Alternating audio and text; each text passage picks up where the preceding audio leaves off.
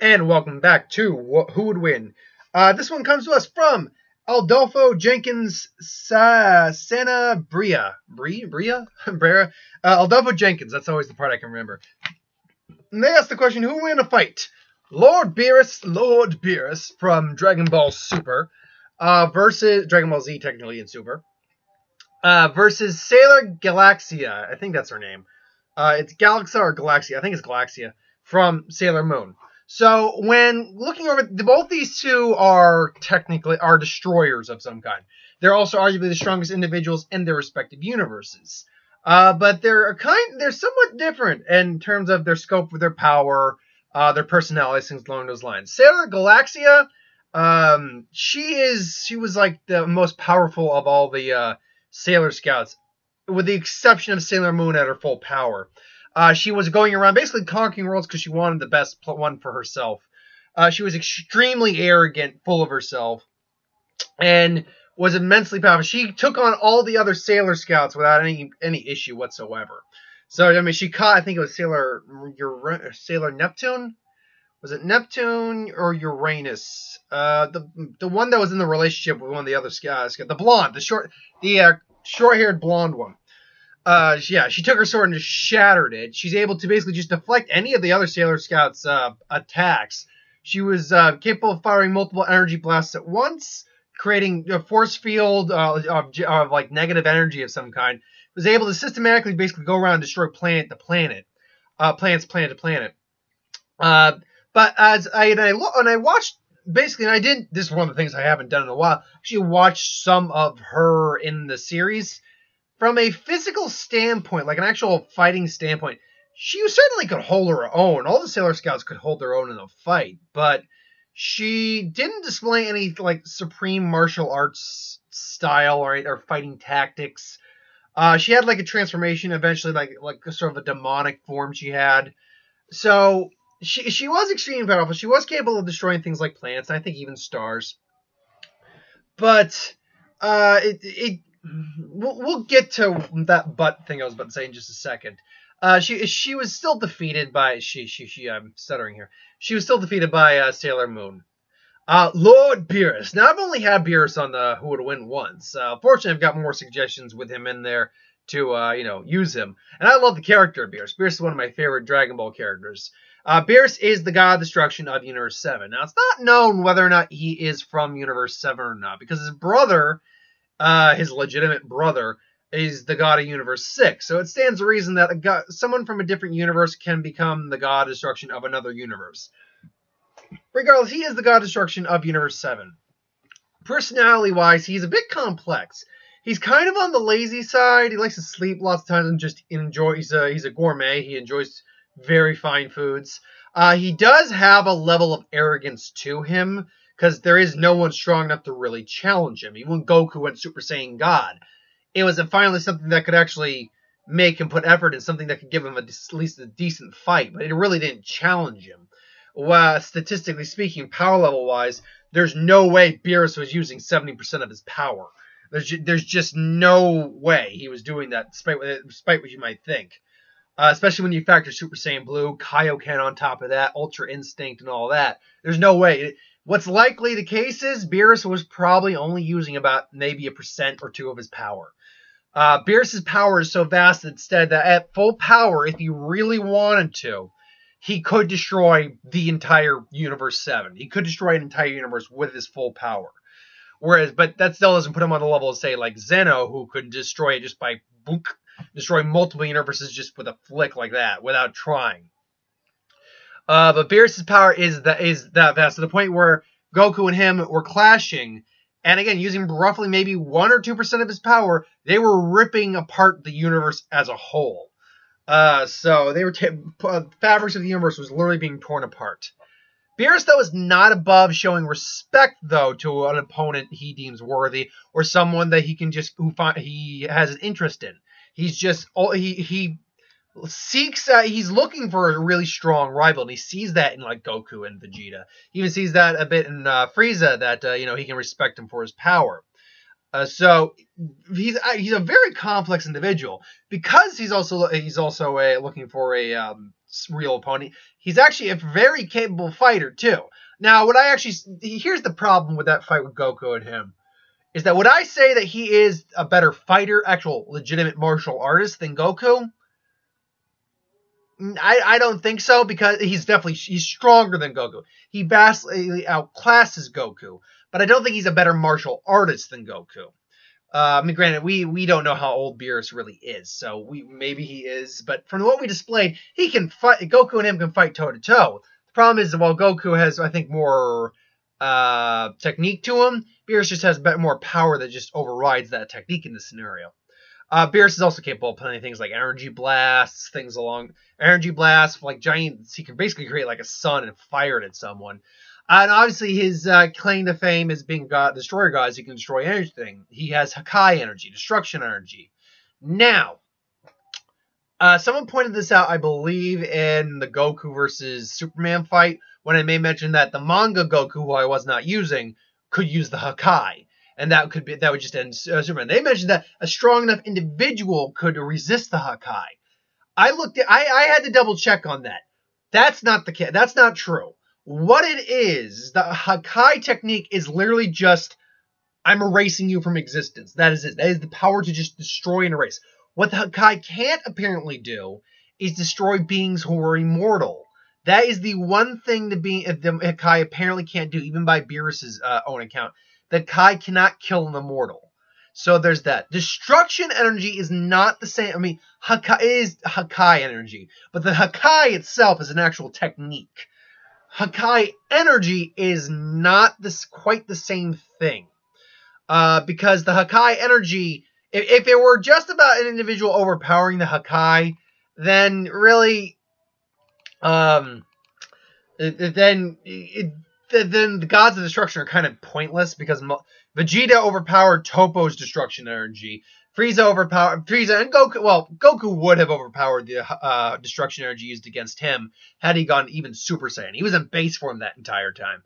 He took Frieza a lot in gold form just to suppress and control that energy, but Goku was able to do it. So if it were true destruction energy like the Hakai does, it would just erase everything. Now, granted, when it hits like just solid matter, as you saw with Toppo, it erases the stuff it hits, absolutely. However, the destruction energy, the Hakai energy itself, is just more efficiently designed to destroy things than normal energy. It's not to say other individuals can't resist just the standard Hakai energy. It's that the actual technique Hakai and the actual blast are different. Now, you do hear Toppo say, Hakai! Hakai! Doing technique. But to be fair, it almost never hits. I don't believe it ever hits 17. And when it hits 17's shield, it destroys the shield. So, and then, Toppo, throws a punch, throws an energy blast, and, Vegeta uses divine key, God key, to basically punch through that. So, individuals of a divine nature might also be able to resist at least the destruction part, the energy part of the Hakai. But again, the Hakai and the destructive energy I know people are going to argue this with me, I know, are not the same thing. Granted, it is utilizing the same property, but you're focusing your Hakai technique, because here's the real thing about that. That's an actual technique that they have to use. I can't remember the actual palm. It's something like this or something like that. I could probably look it up honestly right now, where he killed Zamasu. But yeah, it's an actual technique where you use your palms like that. As far as I know, I wasn't watching Toppo really do that. I was seeing Toppo just firing energy. Like when he destroyed Frieza's death ball, he just flicked some destruction energy and it just destabilized the entire thing and just destroyed that. So that's basically the kind of the difference between the two. But yes, he has access to all those techniques. It's also, has the power, speed, and agility of a god, but that's also partly augmented by his divine key. Excuse me. Should also be noted that Sailor Galaxia does have a key weakness in her bracelets. From what I could read, her bracelets are either a key to her life force or a strong component of her power, because once those are destroyed, she died. Because I read it as, because they were destroyed, she died. Now, I'm not certain if that really is a connection to her life force or her powers. That's just the way it came off. So really, it's when it comes down to this fight, it's going to be who's the stronger of the two and who can capitalize on the other's weaknesses. Beerus still can be defeated. He's not invincible. Whis is stronger than him. Most of the angels are probably stronger than him. There are beings stronger than him in other universes. Jiren supposedly is stronger than him, allegedly. But again, he got beaten in an arm wrestling contest once by Belmont, I believe. In that scenario, it's like, there's a god, and the god is even stronger than that. He beat me in arm wrestling once. So that's how you gonna measure that exactly. So there's that. Anyway, how does this fight break down? Well, luckily, there's a pretty easy explanation for the way this fight breaks down.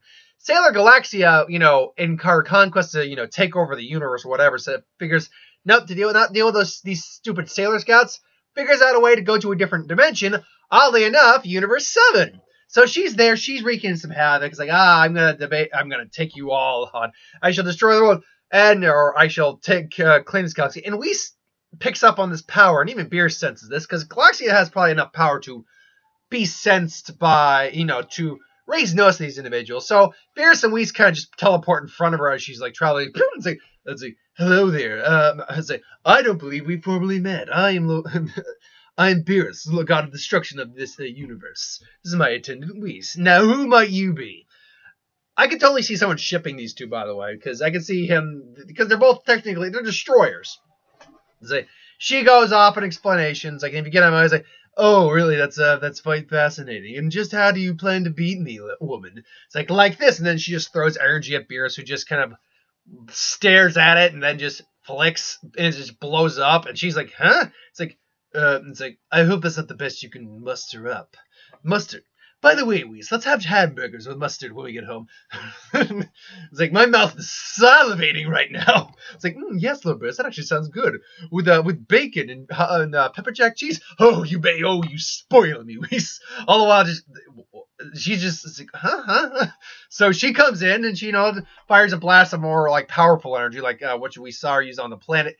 And that actually, like, pushes Beerus. But Beerus actually felt this, and he's like, he gets pushed back, and she's like, ha! It's like, now you see, you stupid you stupid purple cat. Or, no, I can imagine fox is like, fox. And then he just gets, a solid energy blast, just boom, she gets, flop! And now they're on like a desolate, like on an asteroid at this point. She's like, oh, what is it? I'll have you know, ma'am, I'm a cat. I am a purple long-eared cat. I don't know, they've never said what his species is. So Beerus is just, Beerus though comes in, and she starts throwing energy, he's just deflecting it. She comes in, tries to attack him, and it's like, but Beerus is the superior fighter between the two of them, from what I can tell. Most of the Sailor Scouts are capable by, I don't know, a person who does self-defense, who has had a solid solid self-defense training. And Galaxia is probably the stronger of the two, stronger of all of them. So she's probably like you could probably put her at like a brown belt level or something like that. At least from what I can tell. But Beerus is able to fight toe-to-toe with Goku, Vegeta, most of these individuals. So, and martial arts skill-wise, Krillin, Yamcha could probably beat most of the Sailor Scouts in the actual just straight hand-to-hand combat style. I might even argue Hercule might be a little too mean. But that's the thing. They have fighting experience. All the Sailor Scouts, and Galaxia is the strongest, so she probably has the most. But they're not martial artists. Almost every person you see in Dragon Ball Z and Super and GT and DB, Dragon Ball Heroes and everything in between, almost every fighter you see is a legitimate martial artist. So Beerus is just, blocking. Ooh, do you know what's fun? And you call me a fox. But I'm a cat. But you know what the fun thing about both is? It's like, what's that? She throws an energy. He just grabs her with his tail. We both have tails, and then just blast her. Boom! And she just goes flying. She's getting pissed off. So for some reason, she takes on that demon form. It's a little strong. It's stronger, and he throws a capable punch, and he's like, I must admit, you're actually quite impressive. and quite impressive. You were probably even maybe the 5th strongest person I've ever fought. Just giving her shit because she, comparatively like to anyone he's actually fought, she's probably not that strong. So she decides to go all out, and it's like, love Beerus. And it's like, what is it, Whis? I'm having fun. It's like, yes, but it seems her power seems to be connected to something with those bracelets of hers. It's like, really?